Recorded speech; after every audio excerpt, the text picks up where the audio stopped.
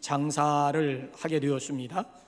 근데 이상하게 아버지가 만든 집시는 불티나게 잘 팔리는데 아들이 만든 집시는 영 잘 팔리지를 않았습니다. 그 이유가 너무 궁금했습니다. 그럼에도 아버지가 절대 그 비밀을 아들에게 가르쳐 주질 않는 겁니다. 자, 이렇게 이제 세월이 흘러 아버지는 늙어 이제 세상을 떠나게 되었습니다. 자, 임종의 자리에서 이 아들이 아버지 이제는 말씀해 주세요. 아버지의 집신과 나의 집신의 차이점이 뭡니까? 왜 아버지의 집신은 불티나게 팔리는데 제가 만든 집신은 도대체가 팔리지 않는 것입니까? 라고 물었더니만 아버지가 숨을 헐떡거리면서 딱 세 마디 하고 돌아가셨다는 거예요. 털. 이 아들이 도대체 이게 무슨 뜻인지 알 수가 있어야죠. 근데 나중에 이제 그 비밀을 깨닫게 되었다는 거예요. 자, 아버지와 아들은 나란히 똑같은 재료 가지고 똑같은 모양으로 이렇게 집신을 만들었는데 아버지는 집신을 시장에 내다 팔기 전에 가위를 가지고 삐죽삐죽 튀어나온 그 털들을 다 말끔히 정리를 해서 팔았다는 거예요. 그래서 아버지는 마무리를 잘 해서 시장에 내놓았더니만 사람들이 털이 많은 집신보다는 오히려 말끔하게 생긴 아버지가 만든 집신을 사게 되더라고 하는 얘기지요. 그러니까 아버지는 마무리를 잘 해서 졸지의 명품 집신이 되었고 아들은 마무리를 잘 하지 못해서 졸지의 짝퉁 집신이 되었다라고 하는 얘기지요. 그러니까 이 명품과 이 짝퉁은 아주 단순합니다. 그러니까 가짜 일수록이요, 여러분 가만히 보세요. 겉으로 보기엔 외관상으로는 똑같아 보입니다만은 마지막이 다르다라고 하는 거예요. 가짜와 달리 이 명품 같은 경우에는요, 심지어 소매 단추를 단다 할지라도 대충 다는 것이 아니라요, 여기에 정말 주의를 기울여 가지고 마무리를 깔끔하게 한다라고 하는 얘기지요. 이건 우리네 인생살이도 마찬가지 아니겠습니까? 자, 그 사람의 마무리를 어떻게 잘 정리하느냐에 따라서 성공한 사람으로 사람들이 기억해 주기도 하고요, 그 사람의 인생 마무리를 잘 하지 못함으로 말미암아 실패한 사람으로 기억하기도 하지 않습니까? 운동 경기에 있어서도 전후반기의 경기가 있습니다. 물론 전반기 성적도 중요하지만 후반기 성적이 사실은 더 중요해요. 왜 그런가 하면 후반기의 성적이 실제 성적이 되고 실제 결론이 되기 때문에 그렇습니다. 그래서 전반전도 잘 뛰어야 되지만 후반전을 더 잘 뛰어야 된다는 거예요. 자, 영화라든지 연극이라든지 아니면 소설도 보게 되면 희극과 비극으로 나눌 수 있지 않겠습니까? 그 차이점이 어디에 있다고 생각하십니까? 마지막 엔딩을 웃으면서 끝나면 그건 희극이라고요. 근데 마지막 울면서 엔딩을 하게 되면 그걸 가리켜서 비극이라고 이야기를 하는 거예요. 야구를 좋아하는 분들이 그런 얘기를 하더라고요. 야구의 묘미는 9회 말 투아웃부터 시작이 된다. 제가 생각할 땐 다 끝났는데 9회 말까지 있는데 9회 말에서도 더군다나 투아웃이면 한 명만 아웃당하면 끝나는 건데 무슨 9회 말 투아웃부터 야구는 시작이 된다라고 하는 얘기를 하느냐. 그래서 운동장 간다는 거야. 그 9회 말 투아웃부터 역전할 때 그 짜릿함이라고 하는 것은 텔레비전 보는 사람하고 현장에서 보는 사람하고 이게 감이 다르다라는 거예요. 그래서 비싼 돈 내고 시간 내버리면서까지 야구장을 찾는 이유가 바로 거기에 있다라고 하는 그런 얘기를 하더라고요. 야구가 9회 말 투아웃부터 시작이다. 후반전이 중요하다는 얘기인데, 아니 마지막이 중요하다는 얘기인데 거기도 진리가 있겠구나. 자, 저기 이스라엘 사람들에게는 탈무드가 있어요. 근데 우리 동양에는 책은담, 탈무드와 버금가는 것이 책은담입니다. 동양 사람들의 지혜를 한데 모아놓았다라고 하는 책은담에 보셔도요, 사람의 일생을 평가할 때 전반의 인생 보지 말고 후반의 인생을 보라라고 하는 말이 있어요. 우리는 2017년도 경기 전반전을 끝냈고 이제 막 후반전이 시작이 되었습니다. 자, 후반전 경기를 잘 하기 위해서는, 아니 승리하는 경기자가 되기 위해서는 어떻게 해야 될까요? 특별히 전반전보다 후반전이 강했던 한번 사도 바울의 케이스를 가지고 우리가 이 시간 함께 좀 나누는 시간을 좀 갖고자 합니다. 신앙생활은 성경 말씀을 보시게 되면은 경기로 비유한 데가 너무나 많아요. 빌립보서뿐만이 아닙니다. 디모데후서 2장이나 4장이나 고린도전서 9장 등등 여러 군데, 특별히 히브리서 12장 말씀도 보게 되면은 경기, 신앙생활을 경기로 비유한 거야. 마치 운동장에서 뛰는, 운동장에서 경기를 펼치는 선수와 같다라고 하는 얘기죠. 그렇다면 우리가 2017년도 전반전을 끝내고 후반전을 이제 막 시작하면서 어떻게 후반전 경기를 잘 치를 수가 있을까? 후반전 어떻게 뛸까? 여기다 이렇게 우리가 질문을 던져보게 되면 앞서 가진 사도 바울이 우리에게 네 가지 자세, 네 가지 중요한 포인트를 우리에게 제공을 해주고 있어요. 그 첫째가 뭔가 하면 승리를 위해서는 대가를 지불할 각오가 있어야 된다는 거예요. 대가 지불에 대한 의지. 자, 한번 사도 바울의 케이스를 한번 10절 11절 한번 본문 말씀 한번 확인 한번 해보시겠습니다. 시작. 내가 그리스도와 그 부활의 권능과 그 고난에 참여함을 알고자 하여 그의 죽으심을 본받아 어떻게 해서든지 죽은 자 가운데서 부활에 이르려 하노니. 자, 그 말씀을 여러분 한번 보시면요, 자, 거기 보면 세 가지 포인트를 우리에게 제공해 주고 있어요. 자, 첫째는 뭔가 하면 그 고난에 참여한다. 바울이 고난에 참여한다. 자, 두 번째는 죽으심을 본받는다. 죽음에 동참한다 라고 하는 얘기고요. 그 다음에 죽은 자 가운데서 부활에 이르려 하노니 라고 하는 말씀을 해요. 이 부활이라고 하는 것은요, 영광 중에서 최고의 영광이라고 할 수가 있고요, 승리 중에서도 이건 궁극적인, 부활이라고 하는 것은 그리스도인들에게 있어서 궁극적인 승리라고 할 수가 있는 거예요. 자, 그 궁극적인 승리에 도달하기 위해서 그 과정 가운데 사도 바울이 기꺼이 예수님의 죽으심에 같이 동참, 예수님의 십자가 고난에 같이 동참하겠다라고 하는 이런 의지, 이런 각오를 내비치는 거예요. 그러니까 그 얄팍한 현대인들 모양 고난 없는 영광이라든지 훈련 없는 승리라든지 아니면 십자가 없는 부활을 기대하지 않는다는 얘기예요. 그러니까 정말 궁극적인 승리를 위해서는 그 과정 속에 뒤따라야 되는 고난에 대해서, 그쵸? 대가 지불에 대해서 기꺼이 사도 바울은 지불하겠노라고 하는 이런 의지라고요. 의지. 이거 굉장히 중요한, 가을에 풍성한 추수의 기쁨을 맛보기 위해서는 이른 봄부터 씨를 뿌리는 수고, 여름 내내 가꾸는 수고를 아끼지 아니하는, 기꺼이 내가 땀을 흘릴 때 땀을 흘리겠노라고 하는, 그래서 추수의 기쁨에 동참하겠노라고 하는 이런 얘기라고요. 여러분, 씨 뿌림이 없는 추수를 기대하는 거, 그거 불안당입니다. 불안당. 고난 없이 영광에 동참하고자 한다, 아니면 십자가는 없이 부활의 기쁨, 부활의 영광만을 얻고자 한다라고 하는 것은 미안합니다. 미신이에요, 미신. 바울은 기꺼이 승리를 위해서는 얼마든지 대가 지불에 있어서 인색하지 않겠다라고 하는 것이 바울의 의지라고 하는 얘기지요. 오늘도 우리 주변에 있는 선수들을 한번 가만히 보시기 바랍니다. 자, 저들이 월계관을 머리에 쓴다든지 아니면 목에 금메달을 걸기까지에는 얼마나 피지땀을 많이 흘렸을까요? 우리는 7, 8월 달 휴가철이라 해가지고 산으로, 들로, 바다로, 해외로 다 놀러가고 쉬러 가지만 선수들은 태릉 선수촌에 모여가지고, 그렇잖아요, 피지땀을 흘리면서.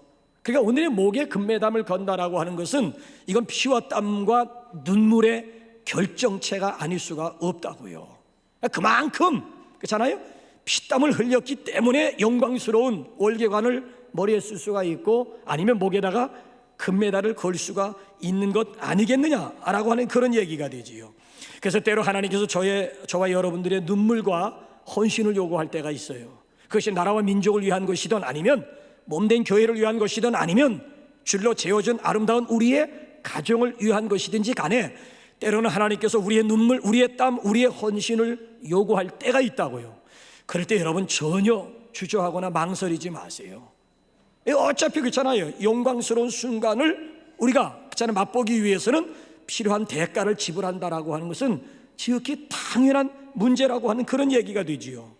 고난에 참여한 사람들만이 부활의 영광에 참여할 수가 있고요, 특별히 희생을 아는 사람들이 진정한 기쁨과 감격을 할 수가 있고요, 수고의 땀을 흘린 사람들만이 쉼의 의미가 무엇인지, 그 기쁨이 어떠한 것인가는 분명히 깨달을 수가 있는 것이죠. 가치 형성이라고 하는 것은 저절로 되는 거 없습니다. 그러니까 가치 형성이라고 하는 것은 내가 투자한 만큼만 얻을 수가 있는 거예요. 얼마만큼 내가 투자하느냐에 비례해서 가치가 만들어지게 되는 거예요. 비근한 예를 제가 한 가지 들어본다면은, 여행을 다니다 보게 되면은 가이드가 거기 대원들에게 시간을 정해줍니다. 이제 뭐 아니면 재래시장이라든지 뭐 등등 뭐 이런 데 갔다 이제 설명을 한 다음에는 앞으로 지금 시간이 몇 시인데 몇 시까지 30분 주게 있습니다. 몇 시까지는 자유. 그냥 3, 3, 5 이루어가지고 재래시장 구경하고 싶은 것들 구경하고 정확하게 이 자리에 몇 시까지 딱 모입니다 라고 시간을 정해줘요. 그럼 3, 3, 5 흩어져가지고 뭐 여기저기 물건들 구경하고 뭐 아이 쇼핑 아니면 쇼핑하는 시간들이 있잖아요. 그 쇼핑할 때 보게 되면은 똑같은 물건을 그렇잖아요. 어떻게 싸게 하기 위해 가지고 언어도 통하지 않으니까 그냥 소위 말하는 손짓, 발짓, 뭐 눈짓 해가면서 소위 바디 랭귀지를 동원해 가지고 하우머치는 하잖아요. 뭐 디스카운트 뭐 소리는 할 수 있잖아요. 그래가지고 결국 물건을 깎아가지고 아주 만족해가지고 좋은 물건 싸게 샀다, 아싸. 그래가지고 기쁜 마음 가지고 이제 버스로 딱 돌아옵니다. 딱 돌아와서 서로 이렇게 보면 똑같은 물건인데 저쪽이 더 싸게 샀거든요. 그동안에 그 기뻐했던 마음은 순간적으로 사가지고 뚜껑이 열리기 시작을 합니다. 근데 여러분에게 제가 부탁을 드리는 것은 열받지 말라라고 하는 얘기예요. 똑같은 물건 같지만 절대 똑같은 물건이 아니에요. 저의 물건보다는 내 물건이 더 가치가 있는 거예요. 값이 다른데, 예? 지불한 값이 다른. 저는 지금 5만 원어치의 가치를 누리고 있지만 나는 지금 10만 원어치의 가치를 누리고 있다니까요. 그러니까 대가를 지불한 만큼의 가치를 누리는 거예요. 가치면에 있어서는 물건이 어떻게 다 똑같다고 얘기를 하는 거예요. 지불한, 그렇잖아요. 돈이 다른데, 그러니까 대가라고 하는 것은 그렇잖아요. 지불한 만큼, 대가를 지불한 만큼 그만큼의 가치를 내가 누릴 수가 있다는 얘기. 그러니까 우리 앞에는 부활이라고 하는 영광이 있기 때문에 오늘 기꺼이 십자가라고 하는 대가를 우리가 지불할 수가 있는 거예요. 왜? 이 대가를 지불하게 되면 그 다음에 더 큰 부활의 기쁨, 부활의 승리, 부활의 영광이라고 하는 것이 우리 앞에 남아있기 때문에, 그래서 기꺼이 십자가라고 하는 대가를 기꺼이 우리가 지불할 수가 있다는 얘기. 그러니까 대가 지불에 있어서 인색하지 말라라고 하는 얘기예요. 얼마든지 그런 지불할 만한 그런 충분한 가치가 있다라고 하는 그런 얘기가 되는 것이지요. 그래서 우리 그날을 우리 생각하면서 오늘 우리 한번 묵묵히 하나님 앞에 헌신하는 저와 여러분들이 될 수 있기를 바랍니다. 그래서 각자에게 있는 십자가 불평하지 마시고요, 부활의 언덕을 향해서 오늘도 내일도 나아가는 저와 여러분들이 되시기를 주님의 이름으로 축원합니다. 자, 그런가 하면 두 번째로는 궁극적인 승리를 우리가 맛보기 위해서는요, 오늘 여기 본문 말씀을 보게 되면 무엇보다도 열정을 쏟아야만 됩니다. 자, 12절 우리 한번 다 같이 한번 읽어볼까요? 자, 보세요. 12절 시작. 내가 이미 얻었다 함도 아니요 온전히 이루었다 함도 아니라 오직 내가 그리스도 예수께 잡힌 바 된 그것을 잡으려고 달려가노라. 잡힌 바 된 그거 잡으려고 먼저 성경은 쫓아가노라 그랬는데 우리 개정판 성경을 보게 되면 그것을 잡으려고 달려가노라고 그랬어요. 오늘 본문 말씀 보게 되면 두 번씩이나 달려가노라, 이 쫓아가노라, 이 달려가노라고 하는 말은 히브리어로는 헬라어로는 디오코야. 디오코를 제가 액션으로 표현한다면 이 자세입니다. 그러니까 옛날에 총 쏘기 전에 가을 운동회 할 때 요 입으로 다 했잖아요. 호루라기 불기 전까지만 해도 입으로 요이 땅 그랬어요. 그 다음에 호루라기가 나왔지, 그 다음에 총이 나왔지. 호루라기 총 이전에는 요이 땅 하면 선수들이 전부 다 취하는 액션이 뭐예요? 아니면 육상 선수들 같은 경우에는 완전히 몸을 완전히 앞으로 숙이면서 땅 하기만 하면 총알 같이 뛰어나가기 위한 그 자세를 가리켜서 디오코라고 얘기를 하는 거예요. 두 주먹을 불끈 쥐고 몸을 앞으로 기울이고 그냥 신호와 함께 총알같이 튀어나가기 위한 그 액션을 디오코라고 얘기를 하는 거예요. 디오코. 그래서 오늘 여기 본문 말씀을 보게 되면은 좌우지간 사도 바울이라고 하는 사람은 과거나 현재에 안주하려고 하질 않습니다. 그래서 여기 보면 아직이라고 하는 표현을 써요. 난 예트로 아직이라고 하는 표현을. 그러니까 이걸 제 말로 다시 해설을 한다면 사도 바울은 배고파하는 정신이 있었다라고 하는 얘기예요. 그래서 나는 이미 얻었다 함도 아니고 이미 이루었다 함도 아니다. 바울이 지금 이걸 지금 강조하고 있는 거예요. 그러니까 여전히 내가 배가 고프다라고 하는 얘기예요. 자, 그러면서 여기 15절 말씀을 보게 되면 우리 온전히 이룬 자들은 이렇게 생각할지니 그랬어요. 우리 온전히 이뤘다라고 생각하는 사람들은 이렇게 생각할지니. 자, 어떻게 생각하라고 하는 얘기입니까? 16절 가보세요. 우리 온전히 이룬 자들은 이렇게 생각하자. 어떻게 생각하라는 얘기냐? 시작. 오직 우리가 어디까지 이르렀든지 그대로 행할 것이다. 오직 그대로 행할 것이다. 오직 그대로 행할 것이다. 그러니까 현재에 안주하거나 현재에 만족하려고 하지 말고, 오늘 여기 본문 말씀을 보게 되면 지금까지 이 자세 가지고 달려왔듯이 여기 보면 keep going 하라고 하는 얘기야. 달려가는 것을 keep 지키라고, 계속 유지하라고 하는. 그래서 여기 보게 되면 중단 없는 전진을 사도 바울이 이야기를 하고 있는 거예요. 축구의 마법사라고 하는 별명을 가지고 있는 시든크 씨가 우리나라 축구 사령탑을 맡으면서 자우지간 우리나라가 월드컵 4강까지 끌어올리면서 이분이 쏟아냈던 말들이 무수해요. 그걸 어록집으로 만들었어요. 그래서 제가 그 당시에 너무 감격스러워가지고 시든크에 관한 책 2권이 나왔길래 2권을 제가 다 마스터를 했습니다마는 좌우지간 예선전, 이 아시아에 있는 우리 나라들끼리 예선전을 치를 때부터 월드컵 4강 신화를 창조하는 순간까지 시든크 씨가 내뱉었던, 쏟아냈던 그런 말들을 다 모아놓은 어록집이 있어요. 어록.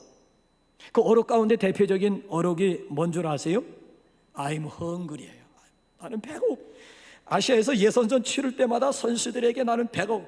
우리나라 그때 목표가 여러분 기억하는지 모르겠습니다만은 16강이 목표였다고요. 16강 딱 그때 선수들에게 주문한 것이 뭔가 하면 I'm hungry. 이거 가지고 만족할 수가 없는.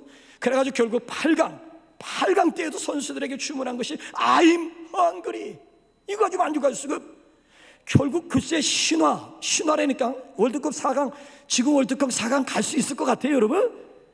꿈 같은 얘기라고. 꿈 같은 얘기. 정말 우리가 정말 4강까지 가서 요즘 잘 안 하는 세대들에게 헝그리 정신 이거 발견할 수 있을까요? 없습니다. 이건 앞으로도 여러분 우리 축구 역사 가운데 앞으로 기대할 것도 없어요. 기대할 것도 없다고. 요즘 잘하는 세대 자체가 지금 풍요 세대 가운데 무슨 헝그리 정신이 나오겠느냐라고 하는 얘기죠. 여러분, 여기 사도 바울이라고 하는 사람은 이미 내가 얻은 것도 이룬 것도 아니고, 여기서 강조하는 것이 only run을 강조. 오직 run, only run을 오직 지금도 뭐한다? 달려간다라고 하는 얘기예요. 여러분, 신앙생활은 달려가는 생활이에요. 여러분들 같은 경우에는 어떻습니까? 한번 제가 이번 주에 한번 셀 모임을 이런 식으로 비유를 해봤는데, 우리의 마음, 기분 상태를 날씨로 비유할 수가 있어요. 내 마음 상태가 맑은 날인지 궂은 날인지 비가 오는 날인지 천둥 치는 날인지는 내 마음 상태를 날씨로 비유할 수가 있다고요. 마찬가지로 여러분, 신앙생활을 사도 바울은 지금 I run, only run을 강조. 난 지금도 달려간다. 여러분, 신앙생활은 달려가는 거예요. 여러분들 지금 지난 전반기를 놓고 보게 되면 어떻게 믿음 생활들을 하셨어요?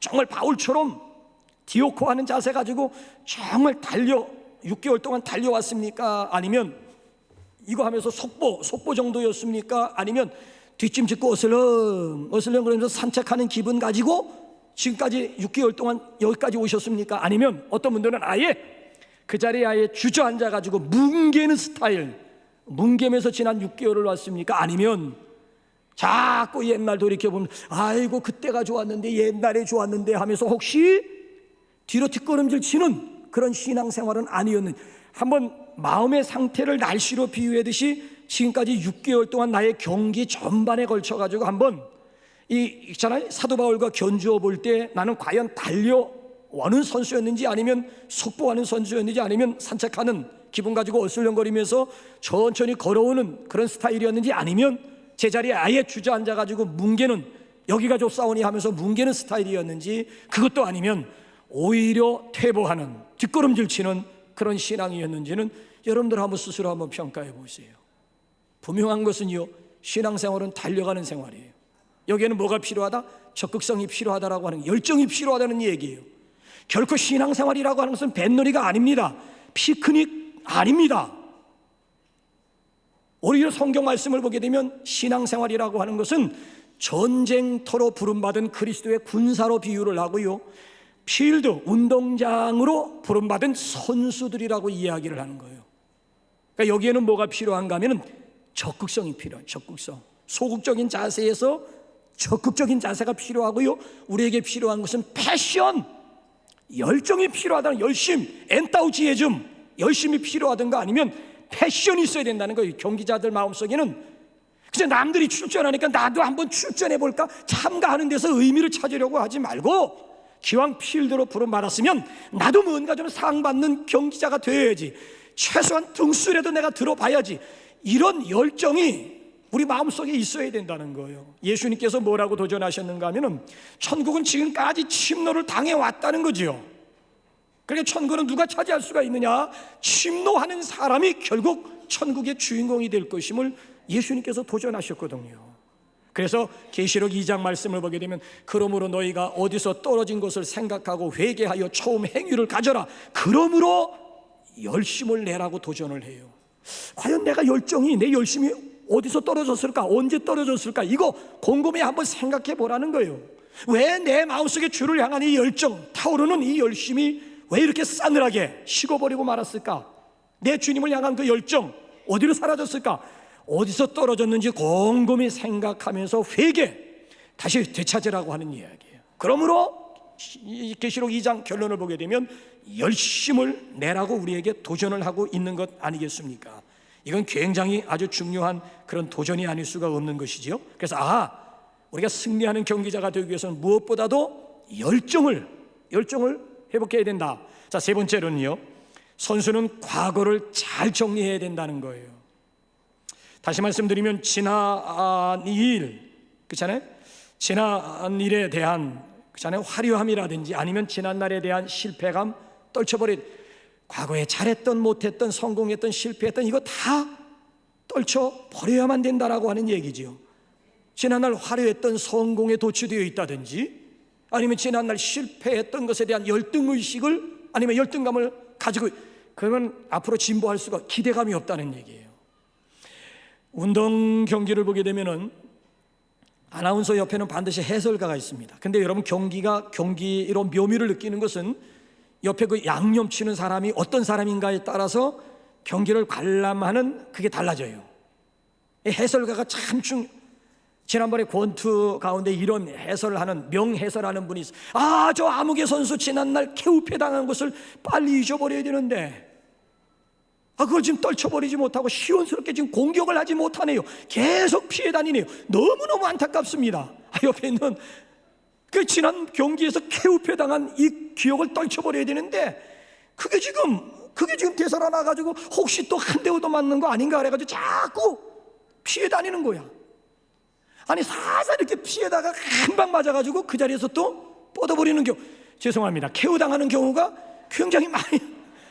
공격이 최선의 방어라고 하는 말이 왜 나왔겠어요? 방어라고 하는 것은 공격이 최선의 방어가, 계속 펀치를 날리면서 기회를 봐야 되는 것이, 계속 도망 다니다가 정말 한 대 정말 오지게 얻어맞으면 그 자리에서 또 KO 당한다니까요. 그러니까 이 마귀라고 하는 놈이 우리 그리스도인들에게도 접근하는 방법이 양면 작전입니다. 그러니까 지난날 화려했던, 지난날 승리했던 그냥 과거를 가지고 그래서 우리로 하여금 한껏 뭐하게 만들어요? 교만하게 왜? 교만은 패망의 지름길이라고 하는 걸 마귀가 먼저 알고 있고, 그래서 사람들 마음속에 좌우지간 교만, 더군다나 영적인 교만은 치료약이 없잖아요. 영적으로, 야, 너만큼 기도하는 사람 이 교회에 어디 있어? 자꾸 그런가? 정말 나처럼 기도하는 사람 있으면 한번 이거는요, 치료약, 영적인 교만은 치료약이 없는, 방법이 없는. 그러니까 마귀라고 하는 놈 지난날 화려했던 그런 이력 같은 것을 갖고, 그래서 자꾸 스스로 막 있잖아요, 교만하게 만들든가, 아니면 지난날 실패했던 과거를 가지고 접근합니다. 그래서 우리로 하여금 막 기교를 죽여버리고 우리로 하여금 열등의식이 막 노예가. 그러니까 사도 바울이 오늘 본문에서 강조하고 있는 것은 지난날에 대한 교만이라든지 지난날에 대한 자기 열등의식이라고 하는 것을 떨쳐버리라고 하는 거예요. 자, 그래서 여기 13절 보게 되면 뭐라고 우리에게 도전하는지 한번 13절 한번 다 같이 한번 읽어볼까요? 시작. 형제들아, 나는 아직 내가 잡은 줄로 여기지 아니하고 오직 한 일, 즉 뒤에 있는 것은 잊어버리고 앞에 있는 것을 잡으려고. 자, 보세요. 사도 바울은 오직 한 일, 지금까지 한 일이야. 즉 뒤에 있는 것들이야. 자, 뒤에 있는 것들은 사도 바울이 어떻게 한다고요? 다 잊어버려. 지금까지 해온 일들이에요. 그러니까 지금까지 해온 일들이 뭐고 뒤에 있는 것들이 뭐냐라고 했을 때 1절부터 9절까지 내용을 두고 하는 얘기예요. 빌립보서 3장 1절부터 9절까지 내용이 뭔가 하면 바울의 이력과 경력이라고요. 요즘 말로 표현한다면 화려한 스펙들이라고요. 화려한 스펙들. 바울에게 있는 화려한, 지금까지 과거에서부터 현재까지 이르기까지 화려한 이력과 경력, 화려한 스펙, 빵빵한 그런 스펙들에 대해서 사도 바울은 경주자로서 8절 말씀을 보게 되면 배설물과 같이 여겼다 했어요. 배설물.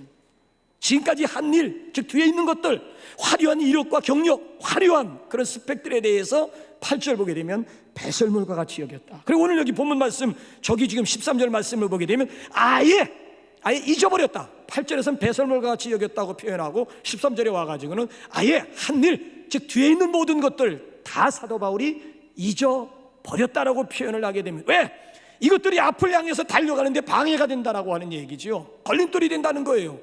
그러니까 지난날 화려했던, 그렇잖아요, 이런 성공했던 이런 케이스나 실패했던 케이스들, 뛰는 선수들에게 이게 도움이 안 된다는 거 다 잊어버리고 오늘 지금 여기서 지금 강조하고 있는 것 아니겠습니까? 앞을 향해서 지금 달려가겠다.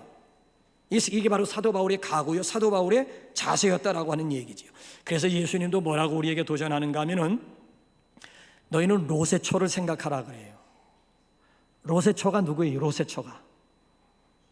로세초는 분명히 천사들이 경고했다고 절대 뒤돌아보지 마라.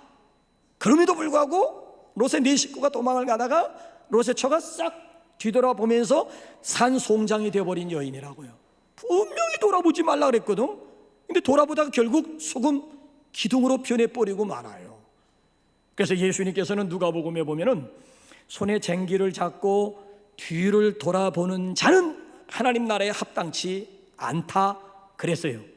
손에 쟁기를 잡았으면 앞을 향해서, 그렇잖아요, 이리야 하면서 앞을 향해서 밭을 갈고 나가야 되는 것이지, 왜 자꾸 뒤를 돌아봐가지고 고랑도 삐뚤삐뚤 똑바로 갈기 위해서는 앞을 바라보면서 딱 쟁기를 손에 잡고 앞을 바라보면서 나가야 되는 것이 자꾸 내가 잘 그려지나, 그러니까 자꾸 뱀 기어가듯이 그냥 꾸불꾸불 손에 쟁기 잡고 뒤돌아보는 사람들은 절대 하나님 나라에 합당한 사람들이 아니다라고 하는 얘기죠. 그래서 히브리서 기자가 뭐라고 우리에게 도전하는가 하면 히브리서 10장 우리 한번 38절 한번 다 같이 한번 읽어보실까요? 히브리서 10장 시작. 나의 의인은 믿음으로 말미암아 살리라. 또한 뒤로 물러가면 내 마음이 그를 기뻐하지 아니하리라 하셨느니라.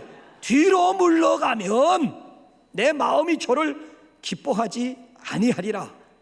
뒤를 돌아보거나 뒤로 물러가면 이건 하나님께서 기뻐하시지.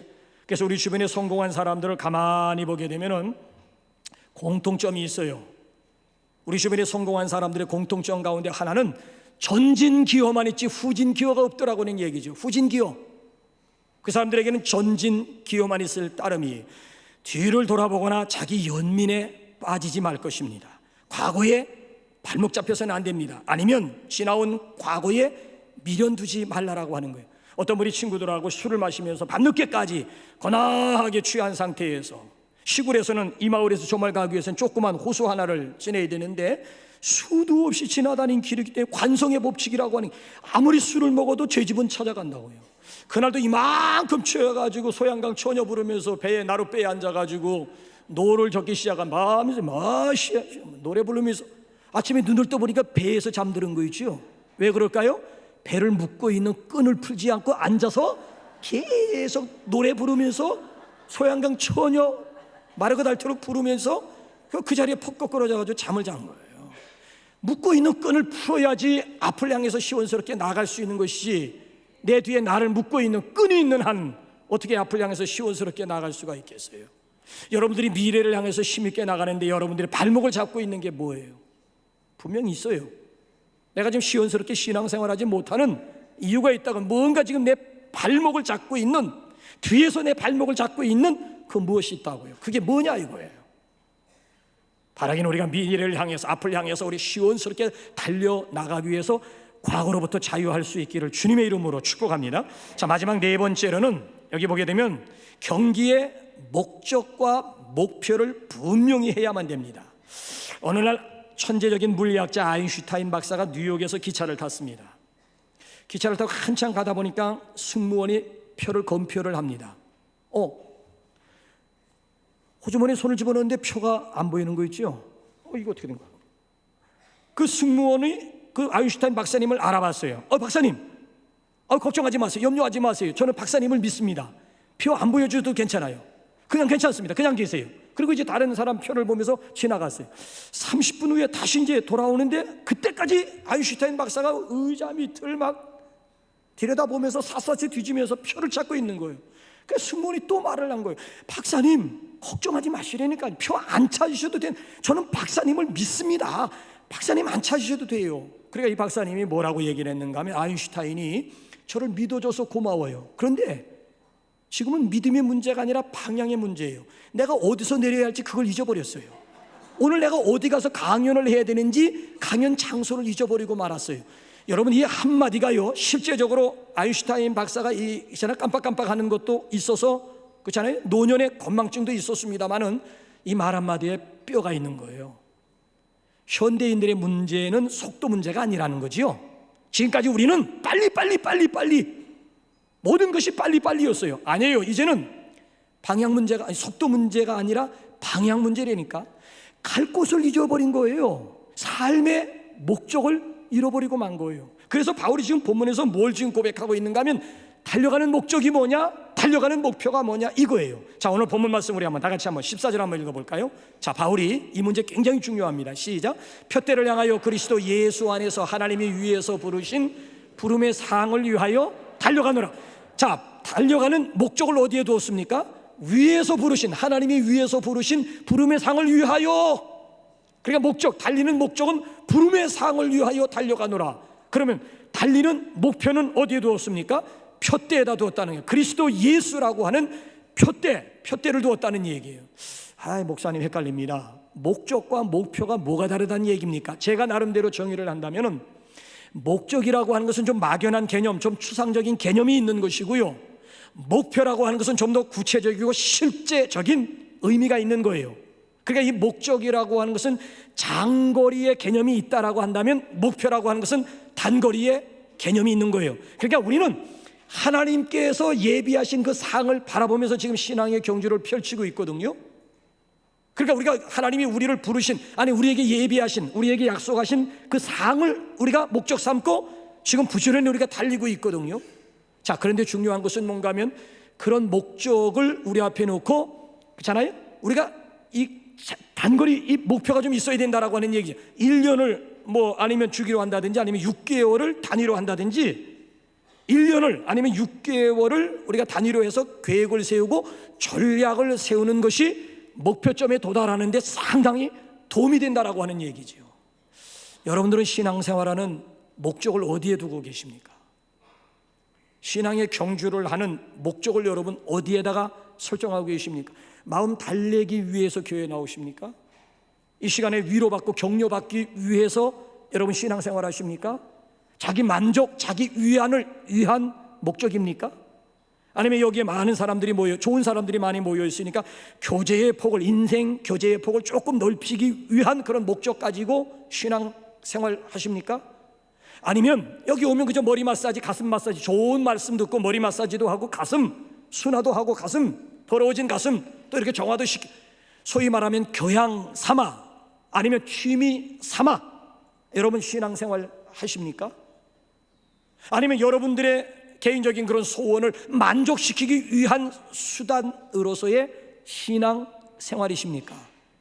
아니면 정말 죄사함 받고 구원받는 그 차원을 넘어 하나님께서 예비하신 궁극적인 승리와 궁극적인 영광을 바라보면서 달려가기 위해서 신앙 생활하십니까? 어디에다 목적을 두느냐에 따라서 경계하는 자세가 달라지는 거예요. 어디다가 내가 목적을 설정하고 어디다가 내 목적을 두느냐 따라서 오늘 내 신앙생활하는 자세가 얼마든지 달라질 수가 있다는 얘기예요. 신앙생활의 푯대는요, 예수 그리스도에게 우리의 시선을 고정시켜야만 됩니다. 좌우로 치우칠 필요 없고요, 오직 믿음의 주요, 그렇잖아요, 온전케 하시는 예수 그리스도만을 바라보면서 달려갈 수 있기를 주님의 이름으로 축원합니다. 오늘 우리 신앙생활의 목표가 뭐냐, 목적이 뭐냐, 이 굉장히 중요해요. 예수 그리스도만이 우리 인생의 목표요, 우리 삶의 목적임을 믿으시기 바랍니다. 기왕이면 우리가 믿음 생활 시작했으면 어제보다는 오늘 좀 나은 그런 신앙생활 되어야 하지 않을까요? 자, 바울이 결론적으로 디모데전서 4장 15절에서 뭐라고 저와 여러분들에게 오늘 아침 도전하는지 한번 다 같이 한번 끝으로 읽어볼까요? 시작. 이 모든 일에 전심전력하여 너의 진보를 모든 사람에게 나타나게 하라. 이 모든 일에 전심전력하여 너의 진보를, 여기 지금 개정판에서는 여기 성숙함으로, 너의 진보를 성숙함으로 번역했지요. 먼저 개역성경을 보게 되면 이 모든 일에 전심전력하여 너의 진보를, 너의 성숙함을 모든 사람에게 나타나게 하라. 여러분들 지난 6개월을 놓고 볼 때에 여러분 스스로가 2% 부족했다고 생각하는 게 뭐예요? 전반전 경기 때 2% 부족했다라고 여러분들이 스스로 판단하는 게 뭐예요? 후반전 때 그 2%를 보충하라고 하는 얘기예요. 2%가 뭔지도 모르는 사람들은 후반전 그냥 흘러보냅니다. 내가 전반전 경기를 하면서, 전반전 믿음 생활하면서 내가 조금 이 영역에 있어서 내가 2% 좀 부족하다 싶은 게 뭐예요? 기도 생활입니까? 아니면 섬김과 봉사에 있어서 조금 미흡했습니까? 아니면 하나님 앞에 드리고 헌신하는데 인색, 조금 내가 좀 인색했다고 생각하십니까? 그러니까 여러분들이, 아니면 내가 좀 나 홀로 신앙생활이었다, 도대체 수평적인 관계가 전혀 없었다, 그렇다면 또 방법이 나오잖아요. 후반기 때 그러면 우리 산상 기도회, 우리 전교인 기도회 같이 참석해서 기도하면서 교제의 폭을 조금, 아니면 셀 모임 전반기에 일체 관심도 없었는데 후반기에는 내가 좀 셀 모임이라도 가서 교제의 폭을 좀 넓혀. 그러니까 이 전반기 때 내가 2% 부족한 점이 뭐냐라고 하는 얘기죠. 혹시 예배 회복이 필요한 분들 계세요? 특별히 찬양과 경배에 있어서, 예배의 핵심이라고 하는 것은 찬양과 경배인데 내가 예배를 잃어버렸다. 그럼 예배 회복을 조금 2% 부족한 것이 예배면이라고 한다면, 예배 회복에다 목적을 둔다면은 후반기부터는 내가 11시 20분까지는, 왜? 11시 20분부터 찬양이 우리는 시작이 되니까. 왜? 예배 시간 때만 찬양 부르는 게 너무 갈급한 분들이 있거든요. 그래서 11시 30분부터 시작하는 게 아니라 11시 20분부터 이미 벌써 예배가 시작이, 내가 참 찬양에 목마른데 11시 20분이로구나. 난 11시 30분이 아니에요. 11시 30분에 와도 되는데 그때만 한두 곡만 하고 바로 예배로 들어가는, 메시지로 들어가는데, 그 전에 예배의 진수를 경험하기 위해서는 11시 20분까지는 내가 후반기 때는 좀 와서 찬양의 진수, 예배의 진수를 좀 답이 나오는 거예요. 답이 나오는 거예요. 아니, 불신자들에 대해 너무 내가 전반기 때 무관심했나? 그러면 후반기 때 어디다 초점 두는 거예요? VIP 한 명 가슴에 품어야지. 나다나엘 품고 태신자 품고 후반기 동안 씨름하느라 하면, 아니 6개월 동안 한 사람 하나님께서 나를 통해서 구원의 열매 못 맺히게. 그러니까 전반기 때 내가 2% 부족한 것이 뭐냐라고 하는 것이 나와야 후반기 때 그게 대안으로 채워질 수가 있는 거지요. 그래서 바라기는 저와 여러분 모두가 우리 위에서 부르신 부름의 상을 위해서 쫓아가는 우리 경지자들이 될 수 있기를 주님의 이름으로 축원합니다. 그래서 개털면류관이라든지 아니면 부끄러운 그런 구원자의 반열이 아니고 영광스러운 우리 면류관을, 영광스러운 우리 메달을 우리 목에 거는 진정한 의미에서의 우리 금메달 리스트들이 될 수 있기를 주님의 이름으로 축원합니다. 우리